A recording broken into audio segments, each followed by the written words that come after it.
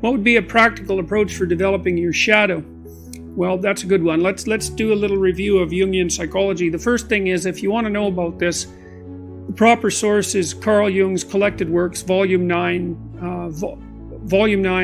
and there's two parts to Volume 9, A and B, published as separate texts.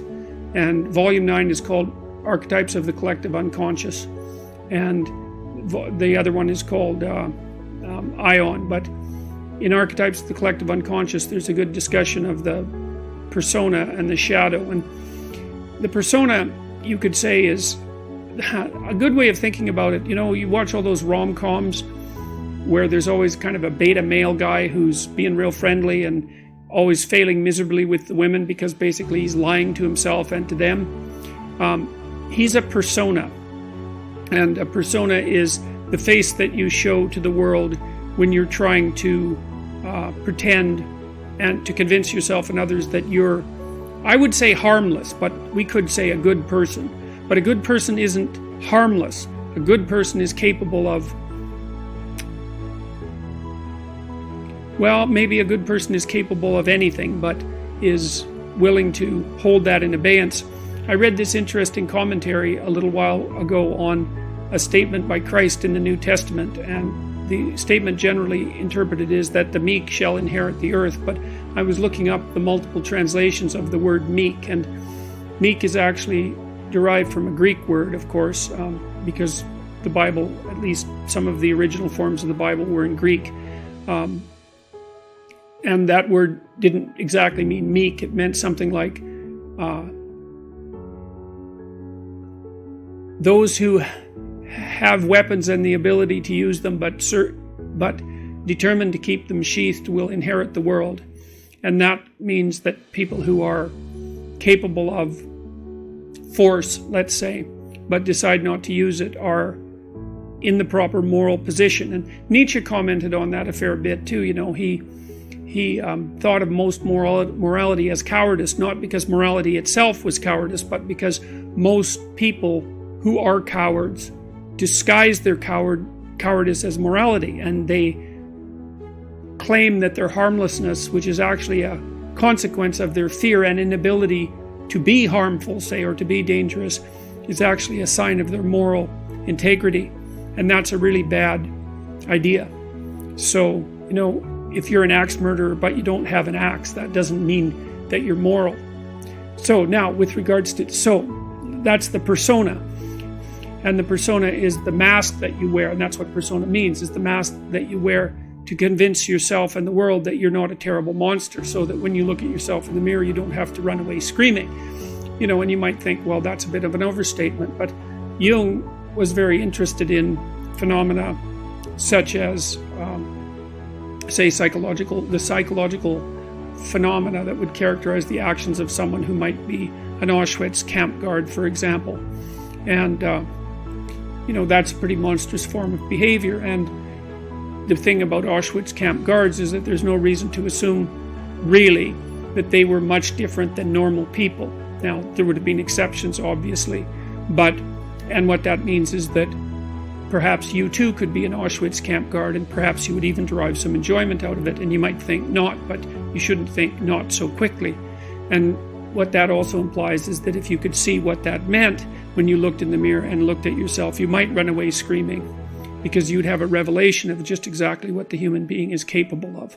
And that's a very unpleasant revelation, and also one of the things that stops people from being enlightened, because that revelation of the evil of the self is part of the journey to enlightenment, and an early part. Now, the shadow would be all the parts of the personality that the persona rejects. And that might be the aggressive elements. Certainly that's the case for people who are hyper-agreeable. And now you can tell, I think one of the best, there's two pathways to the development of the shadow, and they're tightly allied with one another. The fundamental pathway is truth, and that's to face the bitter truth about yourself. But to break that down more particularly, you might think about that as the capacity to observe your own resentment. You're going to be resentful and bitter in many situations because you don't get what you want. And if you watch that resentment and bitterness, you'll see that it produces fantasies that can be unbelievably dark. And that can be very frightening, and you might not want to admit to yourself that you're actually capable of having fantasies like that, or impulses like that, or aggressive feelings like that. But the thing is that if those aggressive feelings and impulses and fantasies are integrated into your character, it's like you're opening up a dialogue with a part of yourself that can be very forceful and strong and dangerous. And it's really useful to be dangerous, because if you can be dangerous, you often don't have to be. And it's often weak people. For example, it's weak men, generally speaking, who rape. That's a very, very common occurrence, and that's a violent act, but it's born out of weakness, not out of strength, that's for sure. And so, anyways, you attend to your resentment honestly, and you observe yourself and what you're actually like. You've got to pay attention as if you don't know yourself, as if you might harbor hidden devils, and then maybe they'll emerge. Now, Jung also felt that sort of embedded inside the shadow were the contrasexual tendencies. And so, for example, sometimes you see people who are well-developed, men, let's say, and we can also talk about women in this regard. Men who've integrated their shadow often also develop a kind of peculiar grace that would be a consequence of not only allowing their aggressive side to step forward, but also their feminine and compassionate side that they may have kept squelched because of embarrassment about it, or because they'd been harassed for being weak, or any number of things.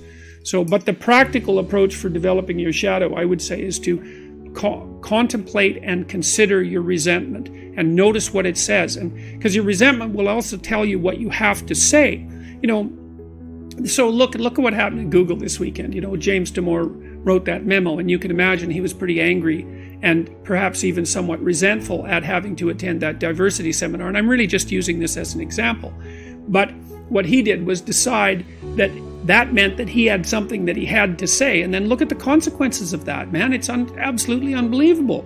And so, if you're feeling oppressed at work, or you're oppressed in your life, or you're oppressing yourself, then you got to notice that you're feeling oppressed. Then you have to notice that you're feeling resentful and angry and bitter, and maybe even like Cain in the story of Cain and Abel, because Cain is sort of the archetypal bitter man.